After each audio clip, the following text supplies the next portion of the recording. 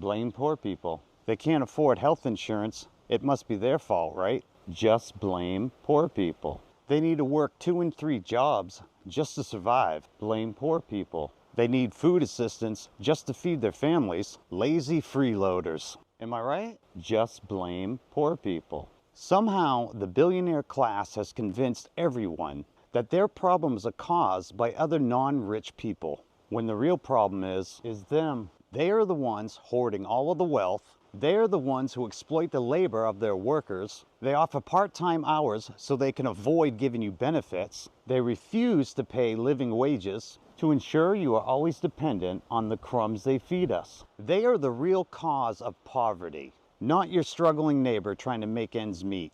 Let me tell you a story America has been getting wrong for generations. In the 1980s, Ronald Reagan introduced the myth of the welfare queen, a racist invention designed to convince working Americans that the real threat wasn't corporate greed or billionaire power. Reagan knew exactly what he was doing. If you can get people angry at the poor, they will never look up at the rich. And now in 2025, Donald Trump is running the exact same play. He goes on Fox News calling SNAP disgraceful, complaining that too many people get help automatically, acting like families using EBT cards are tanking the economy one grocery trip at a time. But here's the truth. Welfare for the poor, they call dependency. Welfare for the rich is called policy. And unless you understand how corporate welfare actually works, you can't see the scam. But that's what we're here to do, right? We're here to learn. So let's do this. Most people hear government spending and think about programs like SNAP, Social Security, Medicaid. But the biggest recipients of your tax dollars by far are corporations. And it happens through 3 main channels: subsidies, tax breaks, and incentives. So let's break those down. Subsidies are actual cash payments, real money the government gives directly to companies. And the oil industry is the clearest example. Oil companies made record profits last year and still received billions in federal subsidies in 2025. Why? Because the government claims it needs to stabilize energy markets. Let me translate that, because they hope you never ask. Stabilizing the market does not mean lowering prices for you. It means guaranteeing predictable profits for them. It shifts risk off oil companies and onto taxpayers, covering exploration costs, cleanup liabilities, and infrastructure upgrades they could easily afford on their own. It also keeps clean energy companies from competing because fossil fuel giants are being paid to stay dominant. So when they say stabilize the market, they don't mean consumers, they mean shareholders. Then there are tax breaks. A tax break is still public money. It's money the government chooses not to collect, which means the rest of us make up the difference. When Amazon pays $0, in federal income tax, that isn't an accident, it's a policy choice. Money the government chose not to collect. Money that could have funded schools, hospital, housing, disaster relief, but instead padded corporate profits because lobbyists wrote the rules. And finally, there are incentives, enormous public giveaways meant to persuade companies to create jobs. States hand out hundreds of millions in land, infrastructure, and tax credits. But too often, the jobs never materialize or the company packs up and leaves, and they still keep the money. These incentive deals have almost no strings attached. If a corporation takes the cash, delivers maybe a handful of positions, and then disappears, there are no consequences. The public pays, and the company walks away richer. Add it all up, corporate America received over $600 billion in subsidies and tax benefits this year, 6 times what we spent feeding hungry families. But somehow, the outrage is always directed downward. Now let's talk about Donald Trump's personal taxpayer-funded lifestyle. A single Trump weekend at Mar-a-Lago can cost taxpayers up to $3 million with Air Force One, Secret Service, and local police overtime. Secret Service agents stay at Trump-owned properties, funneling public money straight back into Trump's businesses. And then there's the East Wing. Trump tore down an historic part of the White House, illegally, by the way, to build a $300 million ballroom for billionaires and foreign dignitaries. He claims donors are paying for it, but experts say taxpayers will carry the long-term costs, the utilities, the maintenance, the staffing, and the security. This is a man who calls food assistance waste while turning the people's house into a palace for the wealthy. And he'll never tell you the difference between real dependency and the billionaire welfare he lives on, because I honestly don't think he even knows the difference. When you've lived off government favors, bailouts, tax breaks, and taxpayer-funded perks your entire life, other people's struggle just looks like a personal failing. This is the oldest story in American politics. It's the Gilded Age repackaged. Punish poverty, reward wealth. Dress privilege up as merit, and dress need up as shame. Corporate subsidies are called investments. Tax breaks for billionaires are called growth. But a grocery benefit for a struggling family? That's called dependency. No. Dependency is corporations making billions and still demanding public money. Dependency is billionaires writing themselves loopholes and expecting everyone else to pick up the tab. Dependency is the president and his inner circle using taxpayer-funded travel and luxury perks while lecturing working people about fiscal responsibility. So if America wants to have a conversation about who's living off the government, let's have it. But we're starting where the money actually goes, not where the myth points. Because the mom who's buying cereal with an EBT card isn't bankrupting this country. The billionaire classes. The family using SNAP to feed their kids isn't draining the treasury. The corporations paying zero in taxes are. And Donald Trump, the man eating beef fillet and truffle potatoes at a Gatsby-themed Mar-a-Lago party while calling hungry Americans disgraceful, he might be the biggest welfare recipient of all. See, I've been hearing people say that it seems that white America is waking up from, a long time of sleeping. And I think there's some truth because of what we've been seeing and what they're saying. And whenever people hear about words like welfare or welfare queen, what image usually pops into their minds? A poor black woman, or mostly black people. And that image didn't come from nowhere, we know. It is a manufactured image, of course. But here's the twist. When welfare was cut, or when Donald Trump came late last year when he was talking about discontinuing welfare benefits, the mask was lifted because the people who were hit the hardest, the people who have been crying the loudest, are actually not black people. They are poor white Americans.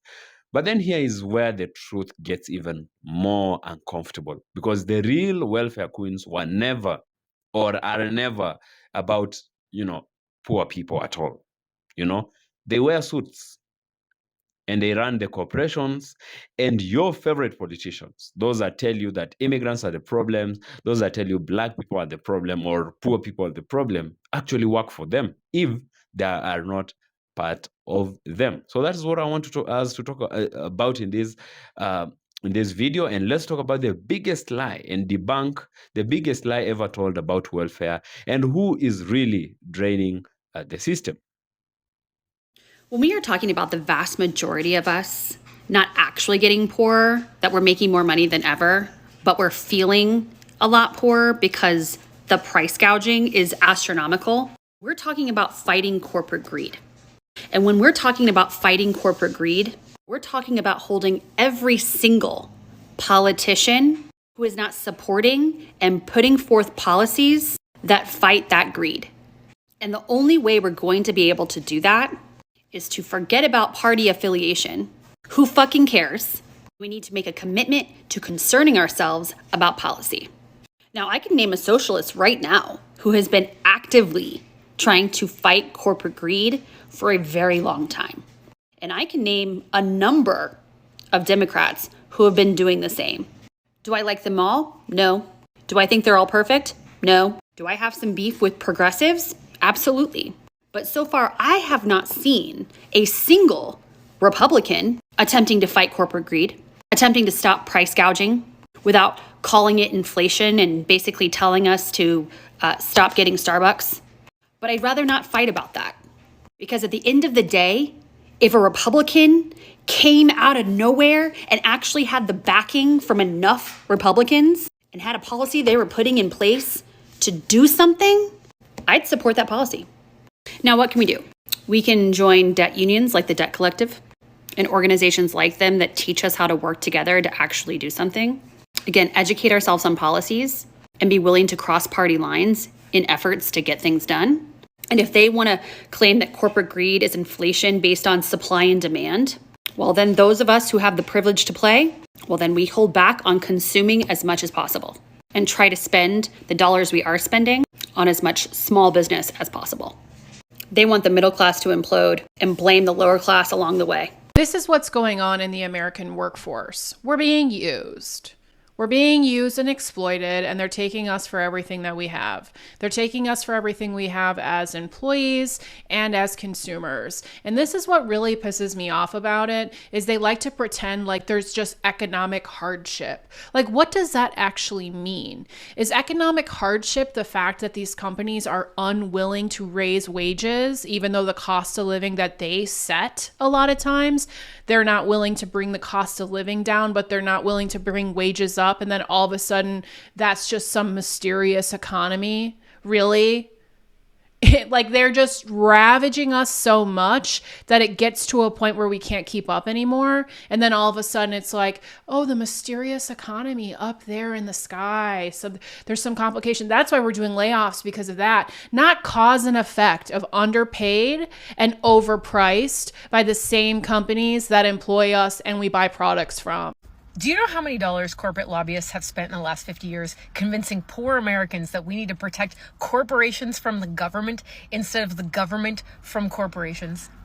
Whatever number you're thinking, probably add a zero to that.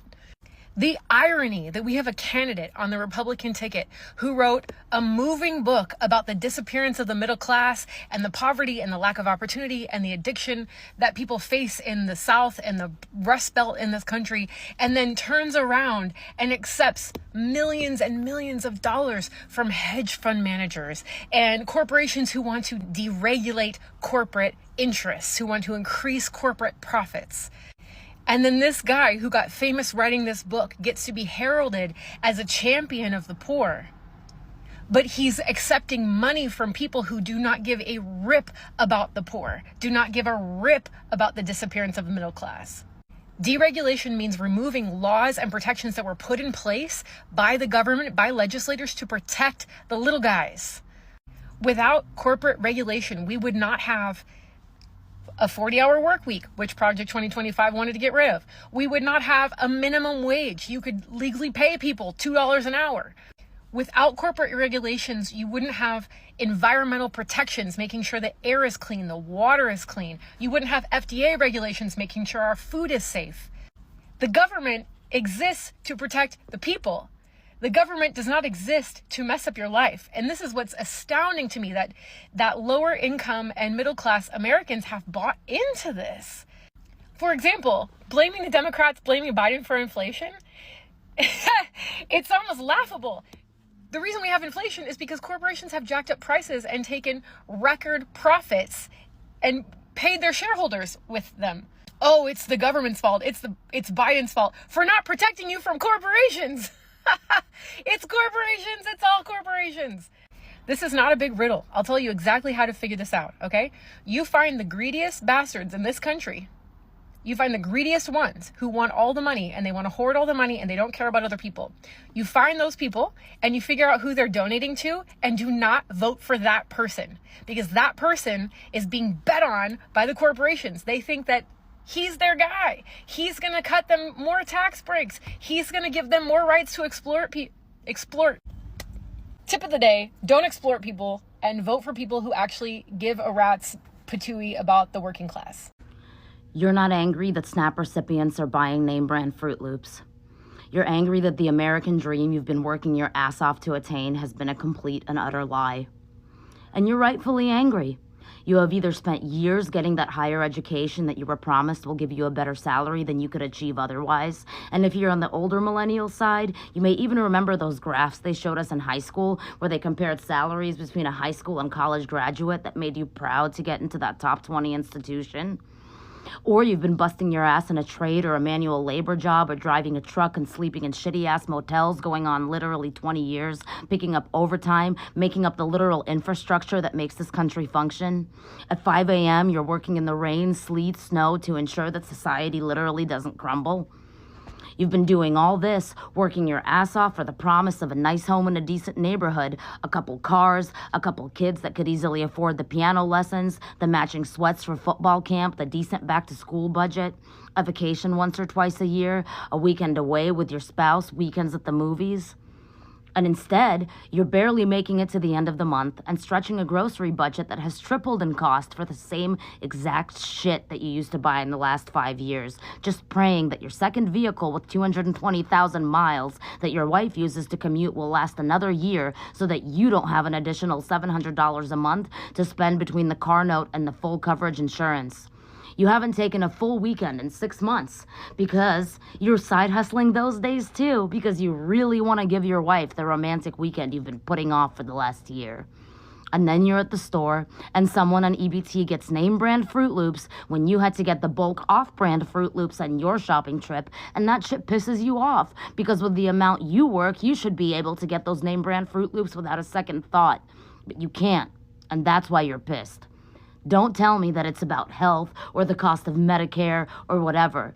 It's because you're fucking exhausted physically and mentally, and watching someone get through assistance what your 20 hours of overtime couldn't just makes you angry. And you're right to be angry. You should be. But not at the person who likely is also working full-time at the job that isn't paying enough for them to put the roof over their head and feed themselves. You should be angry that your wages haven't moved in 15 fucking years while your rent and property tax have gone up 10% every year. That your tax dollars are bailing out the wealthiest motherfuckers in this country and subsidizing the poverty wages of the biggest welfare queens this country has ever seen, the fucking Walton family, that shouldn't be allowed to pay the kind of full-time wages that force the taxpayer to feed full-time employees. And the reason that they continue to do so is because they've, squirreled you into blaming someone working full-time for not fucking working enough or not having the right skills or not working at the right place. Or that you've been convinced that raising wages to livable will make your burger cost $20. And now your burger is $20, but wages still haven't changed. The fact is, people that are on assistance should be able to survive. But you're angry that what you're doing also is surviving when you should be thriving. And you should be. Busting your ass 80 hours a week should make it so that you're not worried about name brand cereal. And instead you're online going, billionaires don't owe you anything. Fuck that shit. Who the hell do you think keeps Amazon warehouses running? Keeps Instacart shoppers shopping? Keeps people behind the counter for the rifle you want to purchase at the Walmart? Who do you think creates that kind of gluttonous wealth? I swear, most people really don't understand inherently what a billion really is. 1%. 1% of 1 billion is $10 million. 1%. That means that someone with just 1 billion can spend $10 million a year for 100 years before they run out.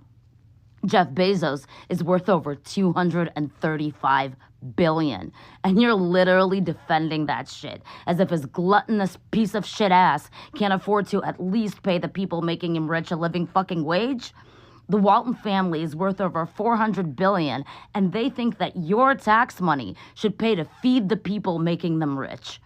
The people taking public transit to work every day because they can't afford a car, and what you're worried about is the $36 you spend in SNAP benefits yearly. Again, if you have 1 billion, you can spend $10 million a year for 100 years before you run out. The fuck do you think anyone needs 400 billion for? Direct your anger, towards a shareholder system that stiffed workers. Because if you're out trying to earn a living every day, your nemesis aren't the other people trying to learn a living every day, or disabled people or children. They're the people lining the pockets of a government who hasn't given a shit about your interests in decades. And the last time that there was a thriving, happy middle class in the US was in the post-war 40s and 50s. And besides the spending power that the middle class dollar meant back then, you know what else was happening? A 90% tax rate on the wealthiest class that benefited off that middle class labor. I just got a comment that fucking pisses me off because it's such an old trope. This guy was talking about how they see women with like designer bags buying lobster with EBT cards and like fast food and stuff. And like that statement is so incredibly problematic. The whole welfare queen trope was perpetuated by Reagan. You know, the guy that greatly decreased all these billionaires' taxes and set up the system for them to be able to hoard money. Because they have a divide and conquer strategy. If working people are pissed off at poor people for wasting benefits and say that that's where all your taxes are going and that's why, you know, we can't afford shit, rather than you actually looking at where all the money is going to and how it's going to big corporations and billionaire subsidies, and that's way more money than cumulatively anybody is getting on food stamps or any other benefit program. They want working people fighting with poor people, because if we're at each other's throats about who deserves what, we're not going to be angry at them.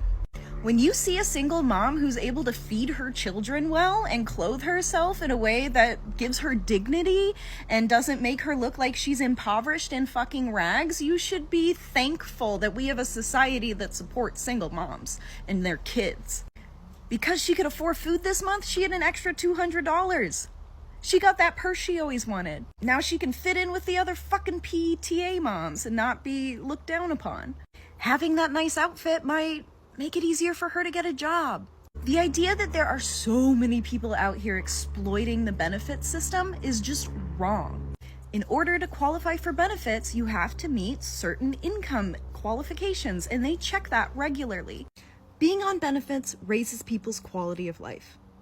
Because I was on benefits after getting out of my DV situation, I was able to start my own business. And now I'm able to hire people and create jobs. I'm able to go back to school. And yeah, I bought some nice food with my benefits because I could. I got myself some nicer clothes because I could. The point of benefits is to raise people's quality of life. And for a lot of single moms, it is just not practical to be able to work a 9-to-5 job with the amount of childcare you need and how expensive that is. And with our economy right now, you need to work multiple jobs. Single moms don't have that amount of time. They may need to be on benefits the entire time they're raising their kids. Because it's almost next to impossible to raise yourself out of poverty. Because the system is broken, because there are billionaires exploiting every single one of us. That's the fucking problem. Working people, poor people, folks on benefits, folks who are homeless just need to come together and support each other, because we're all being exploited by this system. We're not each other's enemies, and the sooner we get together to realize that and actually target the people who need to be targeted, the better all of our lives become. And then hopefully you can afford some lobster in a designer bag too. So, first of all, welfare was never built for Black people. That is something we need to agree on. You know, first things first, welfare was never designed with Black people in mind. And because when modern welfare system was created, what was being threatened by Donald Trump in America, Black people were actually excluded, either segregated or outright blocked from accessing it. So the idea that welfare is some Black invention is already a big lie from the start. But politics doesn't need the truth. It usually needs a villain, an enemy, something or someone to just demonize, you know? Now, the birth of the welfare queen, you know, and that starts with Ronald Reagan. So enters Ronald Reagan, and Reagan didn't just talk policy; he spun, you know, the story, a story about the so-called the welfare queen. And notice something very important: that he never had to say Black people directly. You just spin the narrative, and then America filled the blanks, themselves on its own. The blanks were just filled. It looked like now the welfare queen is black people. And from that moment on, welfare became, racialized, and poverty became criminalized. But and poor black people were then blamed for problems that they are not part of. They didn't create at all. But then Trump pulls in. So fast forward, Donald Trump came. And when welfare benefits started getting cut, something happened that I think many white people probably didn't expect. That the people hit the hardest were poor white Americans, people from rural communities, from former industrial areas. And suddenly the world saw what had always been the truth. That the majority of welfare recipients are actually white people. Not because white people are actually necessarily lazy, and not because they are bad, but because poverty doesn't choose race. You can be poor regardless of how how you look. Politics does choose race, but not poverty. And then welfare is not the enemy, actually. And that's the bitter truth that people need to realize. And let's be clear about this. Welfare is supposed to exist in a well-functioning society because it's for elderly people, the veterans, the disabled, or families going through rough times. At any given moment, it could be your lowest point in time. And while poverty is not permanent, but it's always moving around. So a healthy society will always is good. It takes care of the vulnerable. SNAP benefits do not collapse the economies, and poor people do not bankrupt their nations, actually. So the real exploitation, or where these gets uncomfortable, yes, there are loopholes in the system that we know for a fact. Yes, there are some people who exploit the system, even using the welfare, benefits. We saw people who are making a lot of money out of it, and people are even surprised if you can really exploit the system that much without being caught. But here's the part that politicians never want you to really look at. The biggest welfare recipients in America and in this capitalistic world that we all live in today are the corporations. Corporate subsidies, corporate bailouts, corporate tax cuts, corporate refunds, billions and trillions of dollars. And guess who benefits? Yeah, you're right. The same politicians who tell poor people to stop relying on handouts. So the corporate welfare is the real scam. And they are the real, welfare queens. These corporations, they make record profits. They pay their workers peanuts. They dodge taxes. They stash their wealth and their monies in offshore accounts, and they still get rewarded by the same system that they are exploiting. That is the real welfare monarchy. The kings and queens in boardrooms, and not the poor people on, lining up to get some food. So every time they try to turn black people against white people, poor people against poor people, remember this: the economy isn't being tanked by SNAP benefits or any welfare benefits. It's being drained by corporate greed. If America can afford to send billions of dollars every year to fight wars abroad, how comes such a rich nation can struggle this much to provide affordable healthcare for its own people? You see? Because the priorities are not right. Because for them, funding wars and manufacturing those conflicts is more beneficial to the corporate system, than giving people free healthcare. In fact, the more expensive the healthcare is, the more profits the corporates is earning, through the pharmaceutical industry. And that is something we know for sure. So as long as, working people are busy blaming each other, the real welfare queens will keep cashing in the checks, in silence, and making more money and getting richer and richer by the day. And that is just exactly how they want it to be. You're distracted, and then they continue to beg as much as they can. Yeah. So that's my 2 cents about it. That's my take. Do share with me your thoughts in the comment section below.